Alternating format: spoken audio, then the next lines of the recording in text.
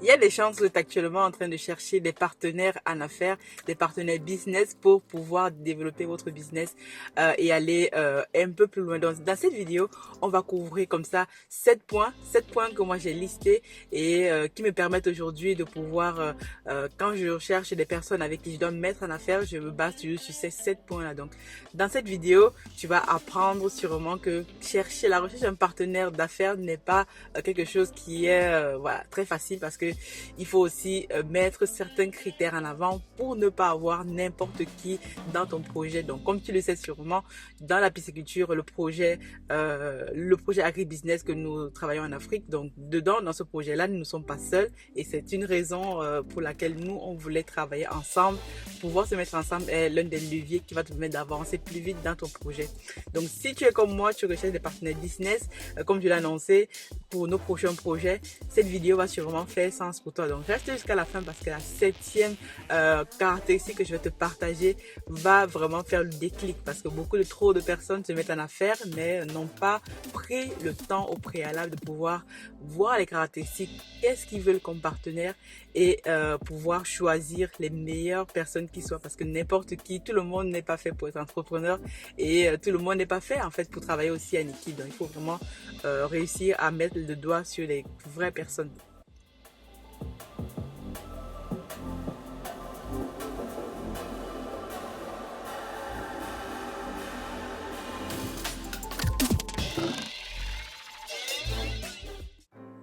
Bienvenue dans cette vidéo. Moi, je m'appelle Aniel Cruzel. Je suis ingénieur et entrepreneur. Donc, sur cette chaîne Masora Business, je partage un contenu entrepreneurial sur un thème business. Et le but pour moi, c'est de pouvoir inspirer d'autres personnes par rapport aux projets que sur lesquels je travaille ici en France et en Afrique. Donc, si tu es nouveau sur la chaîne Masora Business, merci déjà et bienvenue. N'hésite pas donc à t'abonner, à activer la cloche des notifications parce que nous allons partager comme ça deux contenus business toutes les semaines pour pouvoir continuer à produire du contenu intéressant pour vous. Donc, n'hésite pas à t'abonner, à liker, à partager les vidéos si elles t'intéressent. Comme ça, tu vas pouvoir apprendre plein de choses et ne pas manquer chacune de nos chroniques. Donc, revenons donc sur les 7 critères que moi j'ai listés comme ça qui vont te permettre, si tu es en affaires, si tu as un business, de pouvoir rechercher les meilleures personnes. Et pourquoi d'abord faut-il se mettre en affaires avec plusieurs personnes? Si tu as un business et que tu veux avancer tout seul, je te déconseille déjà de le faire parce que si tu avances tout seul, tu vas peut-être faire des choses, mais tu ne pourras pas aller plus loin. Comme on dit souvent, seul on avance, mais ensemble on avance plus vite. Donc moi, c'est ma philosophie et c'est la raison pour laquelle dans chacun des business que je lance, dans le projet au pays, ici en France, donc je suis toujours en équipe. Donc j'ai toujours une équipe autour de moi qui m'accompagne tous les jours et ce qui est réellement important lorsque tu veux investir dans un projet où tu veux développer ton business à une échelle un peu plus grande. Maintenant, on va voir en fait les 7 critères qui vont te permettre de pouvoir choisir le meilleur partenaire en affaires parce que j'ai eu la question dans un des lives que nous avons organisé la semaine dernière, le week-end dernier justement, où je répondais comme ça aux questions sur la pisciculture et l'une des personnes m'a demandé est-ce que je pouvais faire une vidéo sur voilà, le choix des partenaires en affaires. Donc, reste donc jusqu'à la fin, comme je disais, la 7e astuce va sûrement faire sens pour toi. Donc, première caractéristique à mettre en œuvre, c'est de choisir les personnes qui ont la même vision que toi. Donc ça, c'est vraiment super important parce que parfois, vous allez prendre des personnes qui n'ont pas la même vision que vous, qui ne pensent pas comme vous, qui n'ont pas le même mindset que vous. Et donc là, ça va réellement plomber votre business parce que vous serez dans deux directions opposées. C'est comme si vous êtes là, quelqu'un prend une direction A, l'autre prend une direction B, donc vous êtes totalement opposés, vous ne pouvez pas joindre vos idées pour aller vers le même objectif. Donc, pour te donner en fait un exemple, lorsque moi en fait je parlais du projet pisciculture, donc j'ai contacté plusieurs personnes dans des groupes business, dans des groupes de formation et donc je leur ai parlé de mon projet. Donc à la base, moi je les contactais pour leur proposer en fait les services et produits de mon MLN dans lequel j'étais. Et donc moi le but c'était de pouvoir faire du networking, apprendre d'autres personnes, voir comment leur projet avance. Et donc au fur et de fil en aiguille, nous sommes donc arrivés à parler donc de business au pays pays en Afrique. Et moi, j'ai dit, donc, on travaille sur le projet pisciculture actuellement. Et donc, nous, la vision, c'est de pouvoir intégrer d'autres personnes. Qu'est-ce que tu penses, en fait, de ce type de projet? Et les personnes, spontanément, m'ont dit, ah, moi, je serais intéressée de pouvoir investir au pays parce que, généralement, on n'a pas les bonnes personnes. Et ce qui est très intéressant lorsque vous voulez investir en Afrique, donc, trouver la bonne équipe, les personnes qui ont déjà un point d'entrée, un point de contact, ça va vous permettre de gagner énormément de temps et voilà, de pouvoir faire moins d'erreurs. Donc, la première des choses, donc, c'est récupérer, chercher les personnes plutôt qui ont la même vision que vous. Super, super important. Que ce soit sur le business en ligne, sur l'Afrique, etc. Donc, ça, c'est super important. Deuxième chose, il faut avoir des personnes en qui vous pouvez faire confiance. La confiance est réellement quelque chose qui, moi, je chéris trop la confiance dans les personnes qui me font confiance. Je préfère parfois perdre les choses, parfois, je sais pas moi, perdre de l'argent pour garder la confiance de ces personnes-là. Donc, si une personne va mettre votre confiance en votre business, il faut déjà que le projet que vous lui présentiez soit un projet solide, même si c'est encore sur le papier. Nous, quand on a commencé nos étangs, on avait creusé que deux, trois étangs. Il y avait encore pas grand chose, mais on avait déjà une vision. Donc moi, j'avais déjà la vision du projet. Et donc, il faut aussi inspirer confiance, en fait, pour que quelqu'un puisse joindre votre projet. Donc, en fait, la confiance est mutuelle. Donc, cette personne à qui vous voulez, que vous voulez entrer en partenariat d'affaires doit être une personne de confiance. La confiance est un peu subjective, mais au fur et à mesure que vous allez discuter avec cette personne-là, vous allez essayer de vous rendre compte du mindset de la personne, quelles sont les valeurs, tout ça. Et donc, tout ça, ça bâtit dans une confiance. Moi, c'est comme ça que j'ai réussi à bâtir, à avoir mes premiers partenaires en affaires. Donc, c'est toujours une question de confiance. Donc, les personnes sont toujours intéressées de pouvoir bosser avec des personnes en qui elles ont confiance. Donc, deuxième des choses super importantes, travailler sur la confiance, le capital confiance. Vous-même, vous devez avoir confiance en vous-même pour que quelqu'un d'autre puisse vous faire confiance. Troisième chose, c'est la personne doit avoir le capital nécessaire.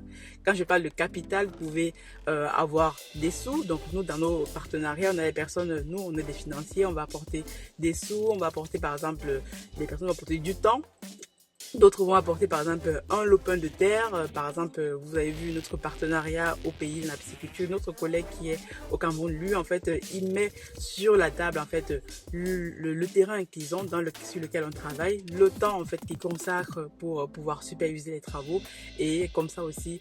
On réfléchit ensemble et on met en fait, chacun vient avec ce qu'il a. Donc vous pouvez venir avec de l'argent, d'autres peuvent venir avec des idées, etc. Mais il faut toujours que vous soyez dans un partenariat gagnant-gagnant, que la personne ne sente pas que elle est toute seule ou alors que vous êtes au-dessus d'elle. Même si vous êtes un partenariat financier, vous devez travailler sur cette partie-là. Donc avoir un partenariat win-win qui fait en sorte que tout le monde dans le projet se sent mouillé. Donc moi, comme je dis toujours, soit on perd ensemble. Si on gagne ensemble. Donc le capital aussi est nécessaire, donc la chose que la personne met sur la table pour pouvoir venir en partenariat avec vous. Donc c'est pas la peine de prendre tout et n'importe qui. Mais surtout rassurez-vous que cette personne-là va mettre quelque chose en fait qui puisse en fait derrière. Si vous mettez l'argent, ça va vous permettre en fait de pouvoir suivre le projet parce que quand quelqu'un met son argent, quelqu'un met son terrain, prend son temps pour pouvoir être là à chaque fois pour suivre le projet, c'est aussi un sacrifice. Donc chacun doit faire un sacrifice de chaque côté pour pouvoir être sûr que ce projet vraiment tient vraiment à cœur. Donc là on parlait en fait de troisième chose. Quatrième chose, c'est l'humilité. Donc l'humilité, c'est une des choses super importantes. Lorsque vous-même vous êtes en partenariat, vous êtes dans une équipe, il faut toujours être humble parce qu'on ne sait pas tout. Moi, les choses que je dis souvent, c'est que je ne sais rien. Donc, je ne sais qu'une chose, c'est que je ne sais rien, mais être humble va vraiment va vraiment booster en fait déjà votre capital confiance parce que la personne qui vient avec, vous devez déjà essayez de la tester, voir en fait lorsque vous prenez des décisions, lorsque vous discutez, lorsque vous faites des brainstorming, est-ce que cette personne est à l'écoute des autres, est-ce qu'elle est toujours en train de vouloir prendre le pas sur les autres. Vous avez vu, j'ai raconté dans une des vidéos en fait la petite mésentente qu'on a eue avec un de nos partenaires. C'était vraiment une des choses que moi je supporte pas, c'est les personnes qui ne sont pas humbles parce qu'on ne sait pas tout en fait. Vous pouvez être un grand ingénieur, un grand, je sais pas moi, philosophe, médecin, mais si vous n'êtes pas humble, humble, même dans le business, il faut être humble. Vraiment super, super important, l'humilité. Ça va vous éviter plein de choses, quoi. Les gens ne veulent pas se mettre en affaire à les personnes qui ne sont pas humbles, les personnes qui donnent le sentiment qu'elles connaissent tout, que vous êtes des sous-merdes. Et donc ça, dans le partenariat en affaires, ça ne passe pas du tout. Et c'est la raison pour laquelle nous, avec notre partenaire, ce n'est pas du tout passé, parce que on est bien d'accord qu'on ne sait pas tout, on est bien d'accord qu'on veut apprendre les uns des autres, mais si tu commences à nous montrer que nous sommes des sous-merdes, que nous on ne comprend rien du tout, donc là ça ne va pas du tout le faire. Donc l'humilité, quelque chose qui est super important, même dans la vie de tous les jours, dans votre travail, l'humilité c'est toujours vraiment une des caractéristiques que les personnes apprécient déjà chez nous et chez vous aussi. Donc, cinquième des choses, c'est la partie juridique. J'ai déjà raconté ça sur une vidéo. Donc, la partie juridique est super importante. Donc, lorsque vous avez trouvé votre partenaire en affaires, vous êtes rassuré que vous pouvez lui faire confiance, il a le capital nécessaire, vous avez la même vision, l'humilité. Il faut maintenant mettre sur écrit votre partenariat. Il faut maintenant formaliser plutôt votre partenariat en affaires. Donc, vous pouvez, nous, comme dans le cadre du GIC, en fait, du GIC Africa Food Industries, pour nos activités piscicoles, on a en fait le GIC, on a les membres fondateurs de ce GIC-là, on a le règlement intérieur justement, et on a aussi des contrats d'adhésion pour les personnes qu'on a intégrées après dans le GIC. Donc c'est super important et toutes ces choses-là sont écrites noir sur blanc avec des clauses, voilà. Et ce qui fait que les personnes qui vont intégrer dans le GIC doivent déjà lire le règlement intérieur, doivent déjà être en accord avec, voilà, on va dire notre vision, ce qu'on veut faire. Et donc lorsqu'elles sont d'accord avec ça, et donc elle signe un contrat qui vous lie vous et nous, toi et la personne, qui peut être voilà attaqué devant les juridictions, donc quelque chose qui est vraiment légal, parce que on va dire nul n'est ignorant devant la loi, parce que si vous ne faites pas ça, demain après-demain, voilà, vous pouvez vous retrouver devant les tribunaux, mais toujours avoir quelque chose écrit noir sur blanc est super important. Donc, dotez-vous d'un juriste dans votre business. Nous, on a un juriste qui nous accompagne là-dessus. Maintenant, un cabinet d'avocats pour rédiger tous nos contrats, donc même nos contrats de partenariat d'investisseurs que nous allons lancer bientôt dans les prochains mois. Ces contrats-là seront rédigés par notre cabinet d'avocats qui seront relus, et les personnes aussi qui vont investir sauront exactement en termes juridiques qu'est-ce qui les lie à nous, et parce que voilà. Comme c'est comme un mariage, hein, il y a toujours le moment où c'est tout beau, tout est joli, on s'aime, on se fait des bisous.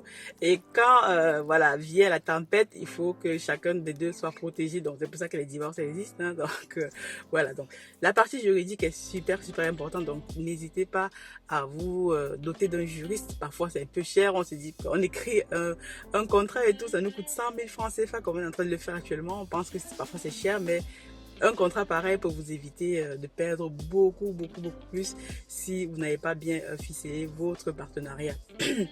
Donc, sixième des choses maintenant, c'est de se doter en partenariat, de se mettre avec les personnes qui sont plus intelligentes que vous. Vous avez bien compris, plus intelligentes que vous. Moi, comme je disais tout à l'heure, je ne sais qu'une chose, c'est que je ne sais pas. Et moi, je préfère en fait être avec les personnes qui connaissent plus que moi, qui sont plus intelligentes, voilà, parce que ces personnes-là vont m'apprendre, je vais apprendre auprès d'eux. Et donc, si vous êtes dans un partenariat avec des personnes qui sont plus intelligentes que vous, qui ont des compétences diverses par rapport aux vôtres, donc ne vous mettez pas en affaire avec les personnes qui ont exactement en fait les mêmes compétences que vous, parce que voilà, vous n'allez pas pouvoir, on va dire, faire ce qu'on appelle une complémentarité entre vos compétences, parce que chacun vient avec ses choses, chacun vient avec son vécu, chacun vient avec son expérience surtout, et donc ça, c'est ça qui bâtit un projet. Donc chez les personnes qui sont vraiment plus compétentes que vous, donc essayez donc de trouver ce type de personnes-là, et donc ça va justement booster votre projet, parce que voilà, vous allez pouvoir travailler avec des personnes qui ont un niveau élevé, qui vont elles-mêmes, si vous-même vous n'êtes pas à leur niveau, et donc ça va vous amener donc vers l'excellence. Donc moi, c'est ce que je recherche toujours lorsque je me mets en partenariat. Donc maintenant, septième des choses les plus importantes, si tu es arrivé jusqu'ici, déjà bravo à toi. Donc septième des choses, c'est se mettre avec des personnes qui peuvent gérer l'échec, parce que l'échec, c'est quelque chose que soit tu gères mal l'échec et tu reste te plaindre tout le temps et tu dis qu'on t'a arnaqué, etc. Et soit en fait vous mettez ensemble pour gérer l'échec. Donc l'échec dans le business, c'est quelque chose qui peut arriver, mais c'est la manière dont tu vas gérer l'échec qui va déterminer si tu es fait pour faire du business ou pas. Donc, dans les échecs, moi je considère toujours qu'un échec c'est quelque chose que j'apprends et j'apprends de l'échec et ça me permet de continuer à aller plus loin. Comme le disait justement Monsieur Nelson Mandela, je ne perds jamais. Donc soit j'apprends, soit je réussis et moi c'est ma devise. Donc lorsque je suis en affaires, je dis toujours aux personnes, même dans le business, dans les partenariats qu'on va mettre sur pied, tu dis aux personnes, il y a l'échec. Donc, est-ce que tu es prêt à risquer? Parce que tu peux tout perdre, hein, l'échec, mais la possibilité, c'est qui est intéressant de pouvoir rebondir, de pouvoir continuer à travailler pour minimiser justement les risques d'échec. Donc, si tu es en partenariat que les personnes ont peur de l'échec et qu'elles te parlent tout le temps, ben, est-ce qu'on va échouer? Est-ce qu'on va réussir? Donc, sache que là, c'est carton rouge. Cette personne-là n'est pas faite pour faire du business et clairement, voilà, c'est pas le bon partenaire. Donc, l'échec, super important. Donc, si tu as vu jusqu'à la fin de cette vidéo, je te dis déjà merci. Donc, comme je disais, j'ai fait un sondage sur la chaîne et donc près de 67 personnes des personnes veulent en fait sont intéressées pour qu'on fasse un live toutes les semaines sur une thématique business, donc ce qui est très encourageant. Donc je vais m'arranger donc pour faire un live, donc surtout le week-end, sur le samedi ou le dimanche. Il faut que je termine le jour en fonction de mon emploi du temps, mais déjà c'est vraiment super motivant et super intéressant que la communauté soit derrière nous, derrière moi, pour pouvoir continuer à me motiver à pouvoir produire du contenu intéressant. Donc si cette vidéo t'a intéressé, cette vidéo fait sens pour toi et que toi aussi tu peux me dire en commentaire quels sont les critères que tu mets en avant lorsque tu choisis des partenaires en affaires, des partenaires business, et comme ça on apprend tous ensemble. Donc je te dis donc à très bientôt, God bless, take care et on se voit à la prochaine vidéo. Bisous, ciao.